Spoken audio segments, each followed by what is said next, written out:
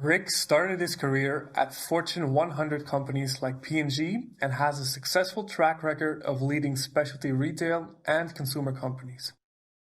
He's led successful turnarounds at 5 different companies, and since 2018, he's the CEO and president of dog treat manufacturer Phelps Pet Products, offering private label options and their own brands. Recently, Phelps partnered with Disney to bring Disney-themed dog treats to market. Thank you for the kind introduction. My name is Rick Ruffolo. I'm CEO and president at Phelps Pet Products, and I'm honored to be speaking with you here today. I've had the privilege of working side by side, oftentimes remotely, with a dedicated and caring and talented group of team members who have found new and often better ways of working together in a safe environment throughout the pandemic. Today, I was asked to speak about innovation, and innovation specifically in the pet market. Now, that's an exciting topic for me because I've spent the majority of my career, especially early on, leading innovation and new products for companies such as Bath & Body Works, Yankee Candle, Procter & Gamble, SC Johnson, and even the human food division of the old Ralston Purina company. Innovation is key to any market if you want to grow, and the pet market certainly is no exception.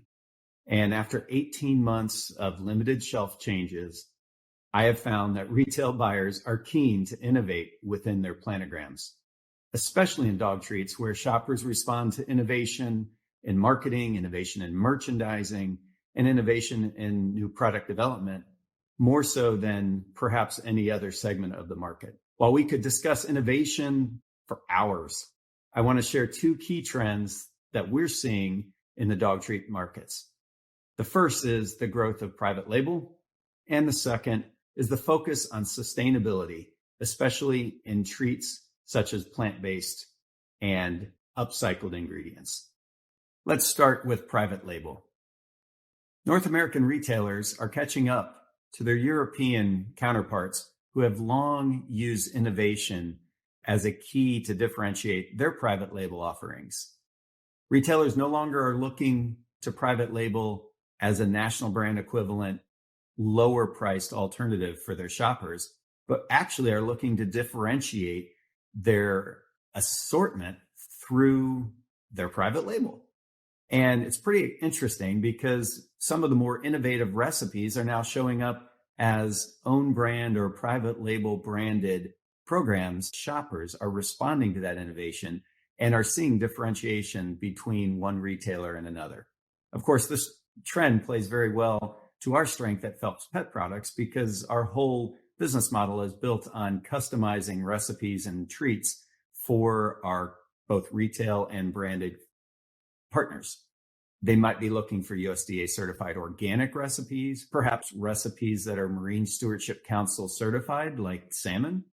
Maybe they're looking for, let's say, superfood ingredients, so things like blueberries and cranberries and flaxseed in the dog treats. And of course, as I mentioned earlier, trends that are the sustainable recipes, so things that might be 100% plant-based as an example, or perhaps using upcycled ingredients. All of these trends help a retailer differentiate their branded assortment versus the competitor down the street. This brings me to our second key trend, sustainability. Retailers and brands alike are committing more and more resources to the concept of sustainable business practices. And this trend has become even more prevalent since the pandemic. And we all know the pandemic has caused quite a bit of havoc in the global supply chain. And this has created the opportunity for people to really completely rethink their supply chain and recognize the value of a primarily locally based supply chain and the benefits, of course, of speed to market, of greater visibility and control of your supply chain are clear, but also the benefits of less waste and a smaller or a reduced carbon footprint is also very intriguing and attractive to many companies now. Taking that further, retailers and brands are seeking out more sustainable packaging options. Most are not satisfied with the current choices in packaging. You need to balance sustainability with, of course, the importance of food safety. And at this point, it's been our experience that there really hasn't been a lot of commercially available options. This will continue to be an area that everyone is focused on to find improvements and innovate in packaging. Finally, and perhaps most exciting, is the use and the embrace of the number one human food trend going on in the market today. If any of you go to the grocery store, you know the number one by far trend in grocery today is plant-based meat alternatives. And that trend has been around for probably 4 or 5 years now. And Phelps saw that trend and went first to market in adapting that trend into the dog treat market. We were first in the Global Pet Expo in February of 2020 and launched our first 100% plant-based jerky. So it's a meatless jerky treat. 18 months later now, we are the number one in the market on this. We have developed and launched dozens and dozens of delicious and highly popular jerky treats now that are plant-based across multiple retailers, across multiple brands, including our own exciting new Disney table scraps line, which shoppers are seeing and appreciating not only the great taste and the flavor profiles that you can provide in a plant-based product, but they also understand the long-term sustainable benefits. So again, sustainability, big trend in the market today, one that has multiple elements associated with it.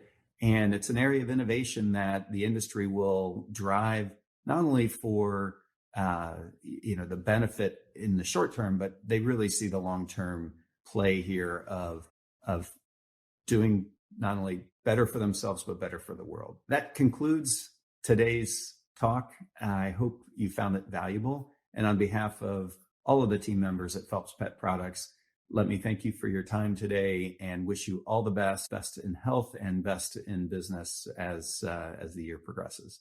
Thanks again. Hey, Rick, thanks a lot for your presentation and for joining me for this follow-up question session. I just have a quick few questions for you. One of the things that you mentioned in the presentation is how you as retailers are kind of waking up to the possibilities that private label brands offer them to differentiate themselves.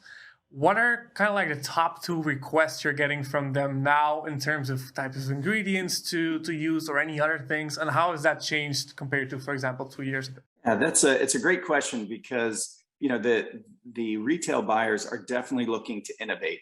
And the areas that we're hearing the most about, as I mentioned in the video, plant-based is definitely hot on everyone's list. It's if it's not number one, it's in the top 2 or 3. And they're seeing it on their human food side, and they're looking to bring it into the pet food side or the pet treat side. So that's certainly one of them. The other, which certainly makes a lot of sense too when you think about, I don't know about you, Philippe, but I'm certainly getting older, and the whole idea of supplements and functional food, if you will. So the idea of bringing the functional benefits of perhaps addressing hip and joint issues or skin and coat or digestive, those kinds of functional ingredients that would go in a treat is a big request we're seeing now as well, because it's sort of serving 2 purposes. It gets a great, enjoyable treat for the dog, but also carries a little, extra to it. And in the States, I grew up on something called Flintstone vitamins, right? Which is a little bit of fun with the Flintstone characters, but also a little bit of, good nutrition and health. So that's probably the second big area right now is the functional treats. The first thing you mentioned, the plant-based, is also something that came back in your presentation with your plant-based jerky, for example. What percentage of sales would those plant-based products represent now versus the meat and the fish ones? And how do you see that evolving over time? Yeah, it's, we've been in the market now about 18 months with the plant-based jerky treats, and it's by far the fastest growing, right? It's going from 0 to the number it's at now. But from an overall standpoint, it's probably in I would guess maybe the 15 to 20% range relative to overall meat. And that's not to be unexpected. It's going to take some time, and really in 18 months to get to that level has been pretty impressive. It is absolutely, though, the biggest request we're getting, right? It is definitely something they're looking for. If you go in the United States anyway, throughout the retail stores now, it's not in every assortment yet. So you're starting to see, as now the pandemic sort of business practices have kind of evolved, we've been able to now start to innovate with the retailers again. You're starting to see them change up their planograms, and you're going to see more plant-based in them. Jumping to the Disney products, we kind of got a glimpse of that in your presentation as well. Can you walk me through how that collaboration kind of started and how the response from consumers have been? Yeah, that's one of my favorite topics for sure, Philippe. Who doesn't love Disney around the world, frankly? And we had the great opportunity to collaborate with them. In my past career, I've worked with Disney on a couple occasions in other categories. And when I've been involved now in the dog treat world for some time, it just, to me, felt like an opportunity that was missing, to have great licensed characters that bring excitement and a new sort of engagement with the customer.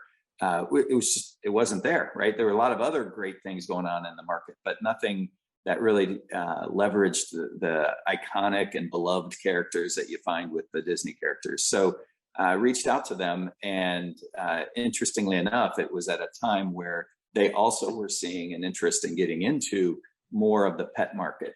What's interesting, Philippe, is that the number one Instagram or social media engagement platform for Disney is something called Disney Pets. So it's all of these people that love Disney who are dressing their pets up in all sorts of Disney costumes and Disney apparel, and so Disney has really started to recognize the value of that, and are investing not only on the treat side, but they're starting to look in other segments of the market, including some of the more hard good areas. So for us, it was like, wow, what great timing, and a little bit of maybe pixie dust and good timing on our side to work that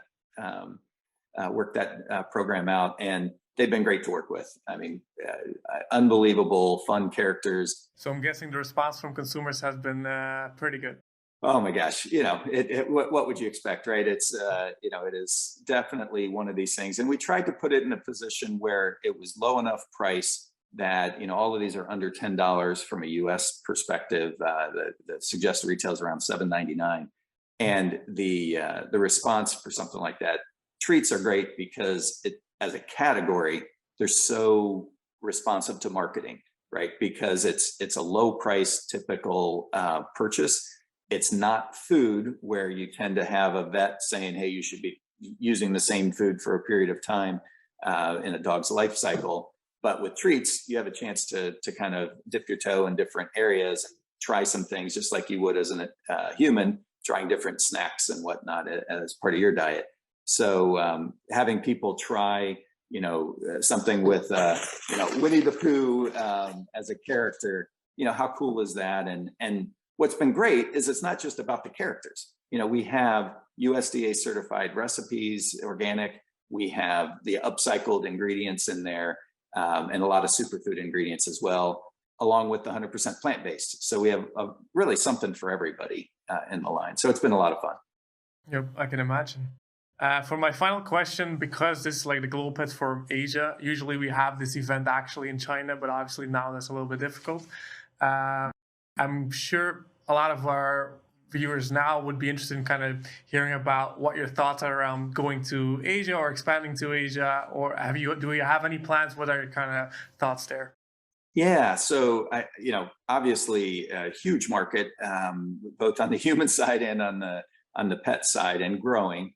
And we have our main business is as a private label or a contract manufacturer. So we are there to supply and help brands and companies innovate and be part of their supply chain. What is interesting about China is we are recently, and through some of the recent changes and regulations there, we're now on as you call it, the list. So we are able to, provide product and manufacture for China and many of the other Asian countries. And that's a big win for us. It's not something we were doing a year or two ago. And so we're not ourselves going into China, but we are definitely getting a lot of requests out of Asia to provide what we do into China now that we have the certifications to do so. So it's a new market for us.